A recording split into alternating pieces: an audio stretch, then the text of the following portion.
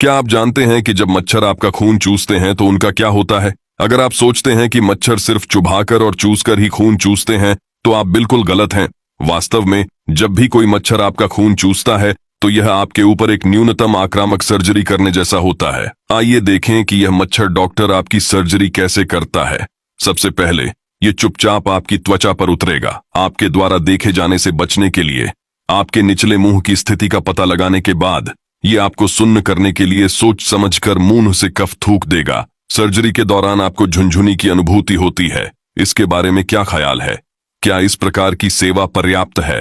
फिर doctor mosquito ने अपने सर्जिकल उपकरण, जो उसका मुंह होता है, निकालना शुरू कर देता है। बहुत से लोग सोचते हैं कि मच्छर के मुंह में केवल एक सुई होती है। वास्तव में उसके मुंह के अंग अलग अलग कार्य करने वाली 6 सुइयों से बने होते हैं। स्पष्ट रूप से देखने के लिए इसे माइक्रोस्कोप के नीचे रखना आवश्यक है।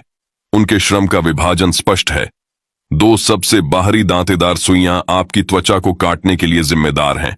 2 आंतरिक सुइयां रक्त वाहिकाओं के रास्ते में बाधाओं को दूर करने के लिए जिम्मेदार हैं, और 2 मध्य सुइयां रक्त को चूसने से रोकने के लिए एंटीकोआगुलेंट यौगिकों को स्रावित करने के लिए जिम्मेदार हैं। इस प्रक्रिया में आपका रक्त जम जाता है और दूसरे मच्छर के वास्तविक भोजन उपकरण होते हैं आपके द्वारा खोजे बिना।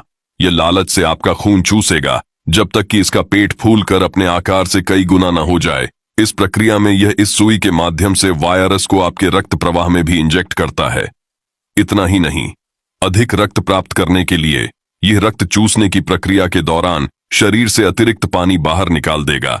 यह तब तक खाएगा और शौच करेगा जब तक इसका पेट फटने वाला न हो जाए, और फिर यह संतुष्टि के साथ निकल जाएगा।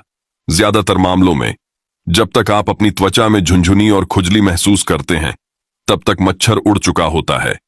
यह संवेदनाहारी दवा के गुजरने के बाद आपके शरीर की प्रतिरक्षा प्रतिक्रिया के कारण होता है।